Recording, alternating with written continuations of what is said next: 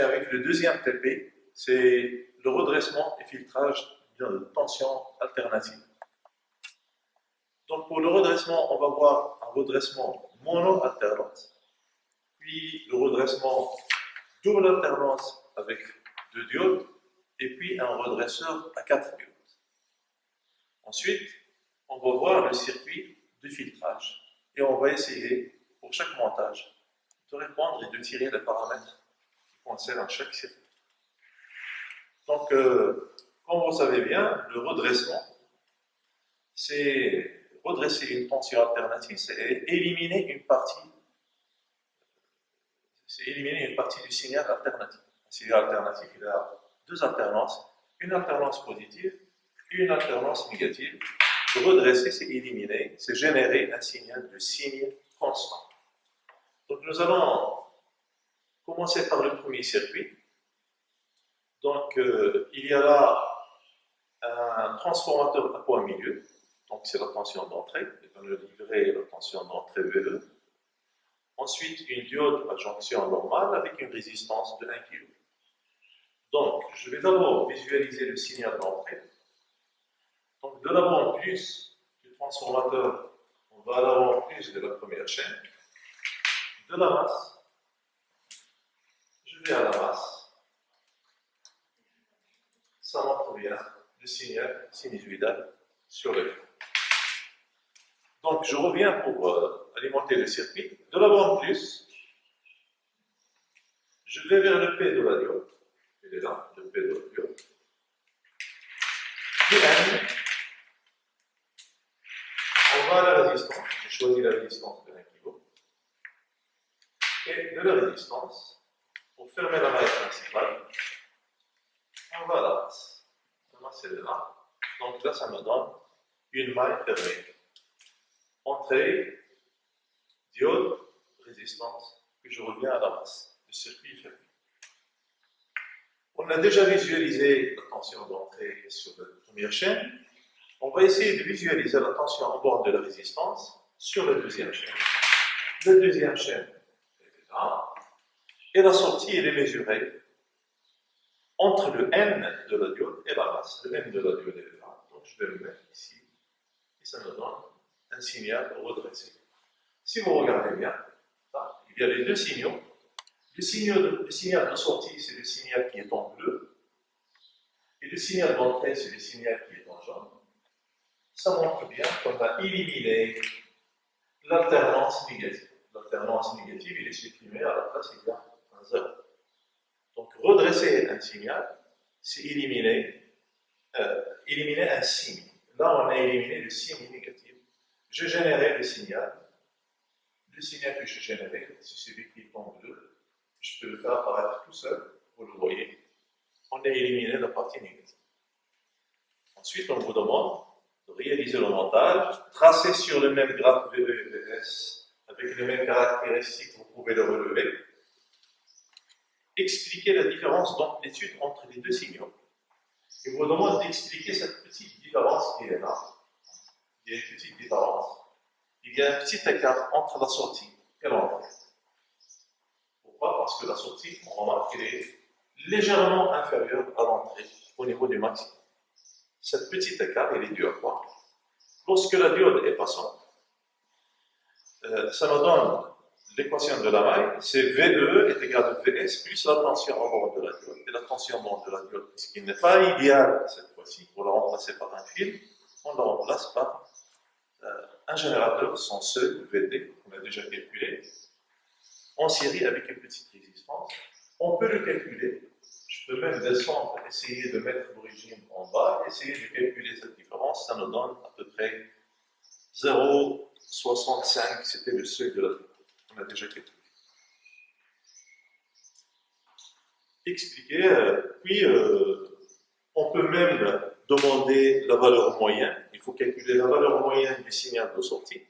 Pour calculer la valeur moyenne, c'est la différence en DC moins en AC. En DC, j'appuie sur la touche chaîne de bleu pour l'activer sur le côté. Je vais activer là. L'écriture elle est bleue, ça veut dire que je suis en train de lire les caractéristiques du signal redressé. En AC, en DC, le maximum, je peux le lire. Je peux aller par le curseur sur la gauche, horizontalement. Dans on lit. Je lis le maximum. Il y a là un carreau, 2, 3, à peu près 4. Chaque carreau il contient 5 subdivisions. Et une subdivision, c'est 0,2. 0,2, il faut multiplier par le calibre, par 5 fois. Parce qu'un carreau, c'est 5 fois. Donc, ça va me donner à peu près 19,8. Le maximum, c'est en DC, c'est 19,8. Moins en AC, je peux mettre le couplage AC. En AC, le maximum est là. C'est 2 carreaux, ça veut dire 10, 2,2, 2,4, à peu près 2,6, 2,6 qui multiplie 5. La différence, ça nous donne la valeur moyenne du signal redressé. Et bien sûr, lorsque vous allez sortir cette valeur moyenne, il faut la comparer avec ce que nous avons vu pendant le cours. Théoriquement, la valeur moyenne, c'était Vmax sur pi. Quand vous comparez Vmax sur pi, Vmax est égal à 20. 20 qui divisé par 3,14, vous allez retrouver à peu près la même chose, donc il est vérifié. Pour le deuxième montage, c'est le redressement, celui de la figure 2, la deuxième figure, c'est le redressement à 2 diodes. Donc je laisse celui-là, je vais essayer de brancher le deuxième. Je vais de la deuxième sortie du transformateur à point milieu qui est en bas, qui est là. Je vais vers le P de la diode 2, de la deuxième diode. Le P et le là, ils sont inversés, vous faites attention si vous voulez travailler avec la deuxième diode. Et du N de la deuxième diode, on va vers le bout de la résistance qui est relié à N1, ça veut dire que je vais le mettre en N1. Je le mets ici. Et la sortie, c'est toujours la tension relevée au bord de la résistance. On remarque déjà que les deux signaux, au lieu maintenant de redressement double alternance, ça veut dire qu'on ne va pas annuler l'alternance négative, mais on va la multiplier par un signe moins, ça devient positif. Regardez le signal redressé, il est là, double redressement. C'est un signal de signe positif, il est positif. Pourquoi? Parce qu'on n'a pas annulé l'alternance négative, mais on l'a multiplié par un signe moins, et ça me donne un signal doublement redressé. Je peux éliminer le signal d'entrée, je laisse uniquement le signal de sortie. Vous remarquez bien qu'il y a un redressement double alternance. Là aussi, on peut calculer la valeur moyenne. Théoriquement, on a déjà calculé, c'était 2 Vmax sur pi, et on peut la calculer aussi. C'était le max, toujours en DC moins en AC. En DC moins AC, j'active la sortie. Et en DC, c'est à peu près 19, et en AC, le couplage de max en AC, c'est un carreau.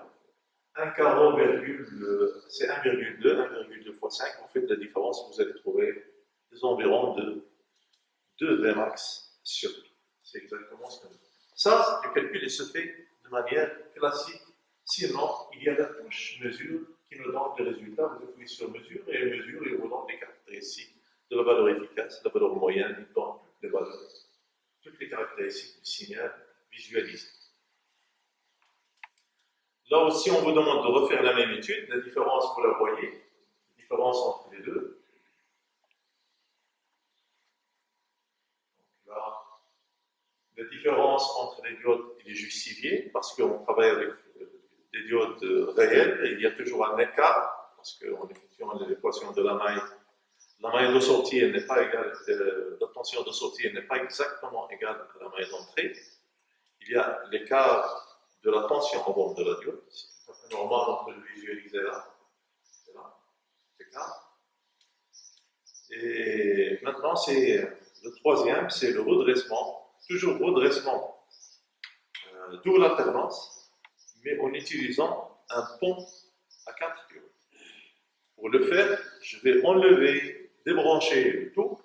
Donc je débranche et je vais refaire le montage.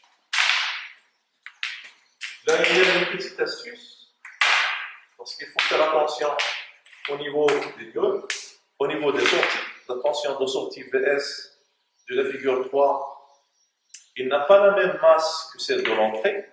Il faut faire attention, parce que là, la tension de sortie elle est relevée au bord de la résistance. La masse qui est là, de la sortie, il n'est pas relié à la masse de l'entrée. Ça veut dire qu'on n'a pas le droit de visualiser en même temps l'entrée et la sortie, donc je ne vais pas visualiser l'entrée. Si on visualise les deux, ça veut dire qu'on court-circuite le circuit qui est là, on relie par un fil, et ça ne va pas donner le double alternance. Donc il faut visualiser la sortie toute seule. L'entrée, on l'a déjà vu, on sait comment elle est, le sinusoïdal, donc il est inutile de l'avoir une deuxième fois. Pour réussir facilement le montage, donc je vais relier, je vais suivre le plan. Donc déjà là, il y a le P1 qui est relié à M2, le P1 qui est relié à M2, je les ai reliés par un fil. Puis il y a le N1 qui est relié à M3, le N1 qui est relié à M3, les diodés sont numérotés là, il faut les respecter. Ensuite, le P3 relié à N4, P3 il est là, relié à N4 il est là. Et il me reste P2, P4. Il me reste P2, etc. Il doit être relié à P4. Voilà, j'ai relié les bornes de toutes les diodes. Les 4 points, les 4 nœuds que j'ai reliés. La tension d'entrée, il est appliquée sur P1 ou N2. La tension d'entrée, il est appliquée sur P1 qui est déjà relié à N2 par un fil. La masse qui est là, il est relié à N4, P3, soit un N4, soit un P3.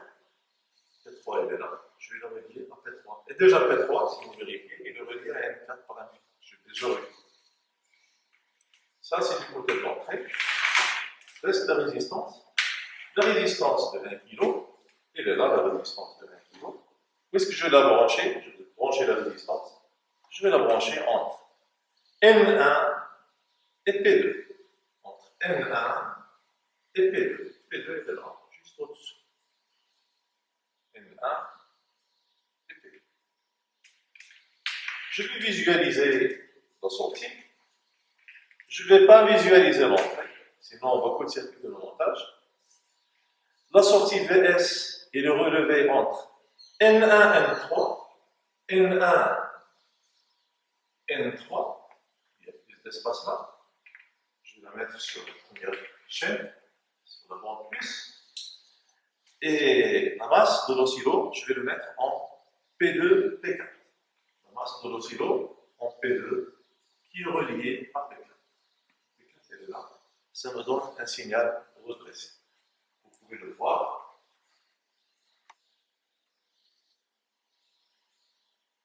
Il est un signal double redressé.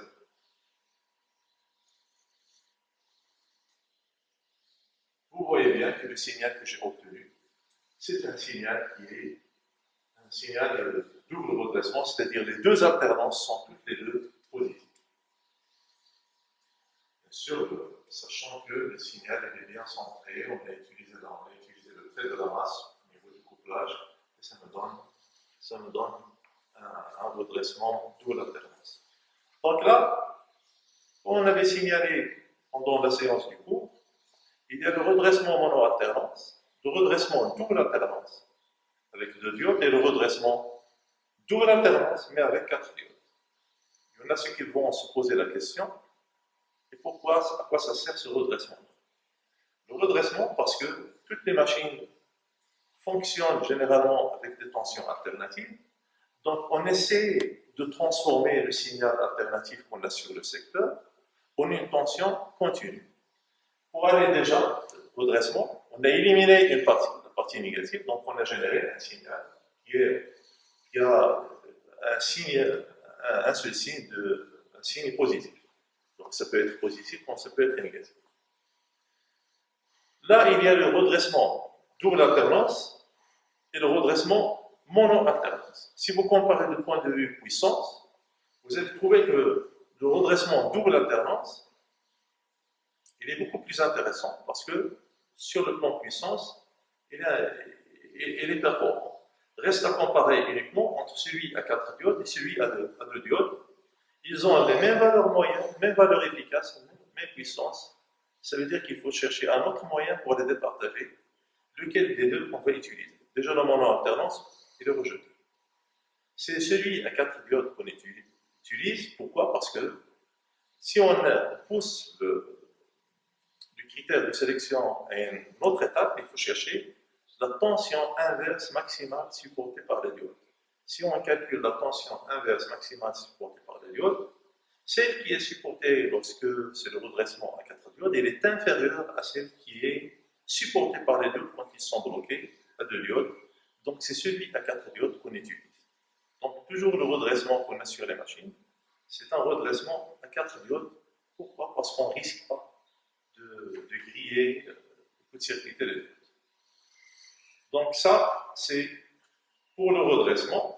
Pour le filtrage, donc on a là un redressement, le redressement, on a commencé par le redressement mono-alternance, double alternance, sachant que l'objectif, c'est essayer d'extraire une composante continue, c'est-à-dire essayer de transformer le signal alternatif en un signal continu pour pouvoir l'utiliser et directement l'appliquer sur les machines. C'est l'objet du troisième montage. Le troisième montage, c'est le filtrage. Et puisque c'est le filtrage, donc on va essayer de réaliser le montage de la figure 4.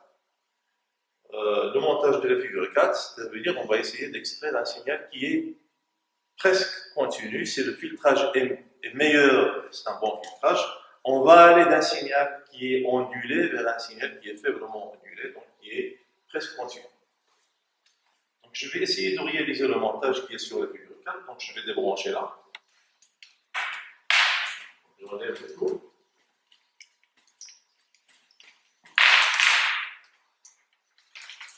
Là, pour le filtrage, c'était celui du mono-alternance que je vais réaliser. Je reviens en premier. Donc, de l'entrée là, ça ne pose pas de problème, je peux visualiser l'entrée. Déjà, je vais brancher l'entrée pour le voir.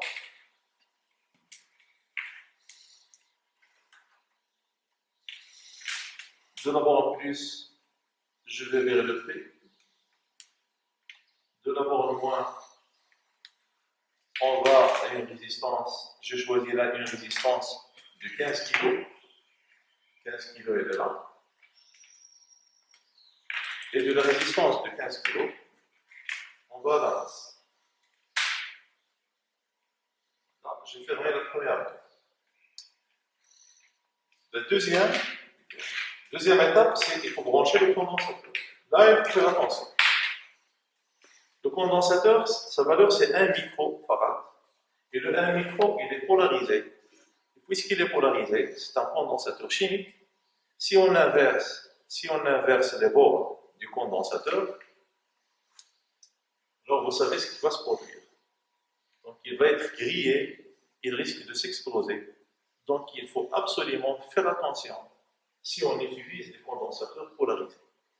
Donc déjà, si le condensateur, il y a des condensateurs de 1 micro et même plus, si le condensateur est plus grand, ça va donner un très bon filtrage. On va essayer de les vérifier.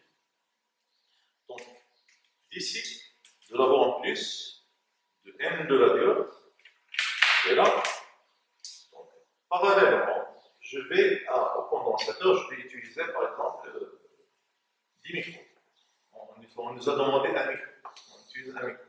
Là, il faut respecter les bornes, faire absolument attention. Et de l'abord en moins, le condensateur, on va vers la masse. La masse est là. On visualise la sortie sur la deuxième chaîne. La deuxième chaîne est là. Et c'est le N de la diode. Donc c'est entre le N de la diode et la masse.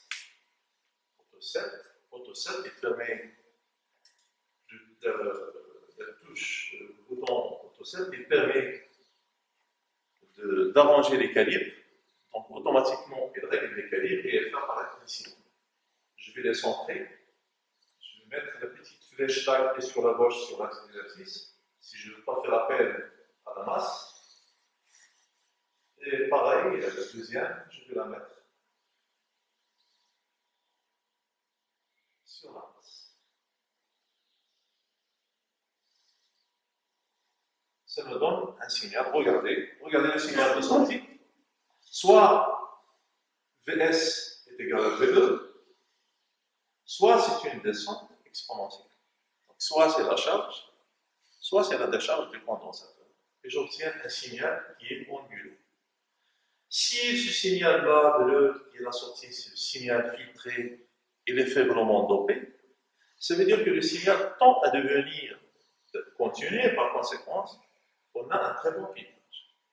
Là, je peux agir sur le filtrage. Est-ce que la décharge du condensateur est rapide? Si elle est rapide, ça dépend de la valeur du condensateur ou bien de la valeur de la résistance. Si elle est rapide, ça veut dire que c'est un mauvais filtrage. Pourquoi? Parce qu'on va générer un signal qui est fortement ondulé. Et d'ailleurs, je peux le vérifier. Là, j'ai choisi avec un micro et une résistance de 15 kg. La constante de décharge, c'était RC. Donc, je vais essayer de prendre une valeur de la résistance qui est faible. J'agis sur la résistance. Je prends par exemple 1 kg. Vous allez remarquer que la décharge elle est très rapide. Et si la décharge est très rapide, ça veut dire que le filtrage est mauvais. Si on prend 1 kg, regardez ce que ça donne. Ça redescend rapidement, ça décharge rapidement vers zéro. Puisque c'est une décharge qui est très rapide, ça veut dire que j'ai généré un signal qui est presque, c'est le redressement mono-alternance. Si on augmente la résistance, la valeur de la résistance, je prends par exemple 2,2, regardez ce que ça va donner. La décharge commence à devenir récurrente. Si je change 2,2 par 4,7, regardez le signal, ce qu'il devient. La décharge maintenant commence à augmenter. Si on prend 10 kg, regardez ce que ça donne. Maintenant, la décharge elle commence à devenir lente, sachant que l'objectif, c'est d'essayer de construire un signal qui est continu. Et si on prend une résistance qui est assez grande, 22, regardez ce que ça donne. Donc, il y a une faible oscillation. Si on augmente à 45, regardez le signal comment il est. Là, le filtrage commence à devenir un bon filtrage. Si je prends une résistance de 68, regardez le signal, comment est-ce qu'il est devenu? Ça veut dire qu'il est presque continu. Et si je prends une résistance qui est très très grande, 470, le signal est presque continu. L'ondulation devient presque très faible. Ça veut dire que j'ai pu transformer le signal alternatif en un signal qui est presque continu. Si on n'a pas besoin d'une grande précision, si la machine n'est pas très sophistiquée et n'est pas sensible aux petites variations, on peut l'alimenter uniquement à partir du redressement des filtrages. S'il est sensible aux petites variations, ça veut dire que cette ondulation peut agir. Alors là, il faut passer à autre chose. Et pour passer à autre chose, c'était l'objet de la troisième manipulation qui consiste en la régulation en utilisant des diodes ZR. Et la régulation par des diodes ZR, il va nous donner un signal qui est parfaitement continu. Donc là, vous avez à choisir, parce qu'on vous pose des questions, relevez sur le même graphe VE-VS, calculez la valeur moyenne, toujours la valeur moyenne, c'est plus facile. C'est le max en DC moins le max en AC, vous pouvez les lire. Puis choisir la résistance R est égale à 220 kg, que peut-on conclure? On peut conclure que l'ondulation est très faible. Pourquoi? Parce que ça dépend de la valeur de la charge et la décharge du condensateur. J'ai agi sur la résistance et faire varier le condensateur, ça donne exactement pareil.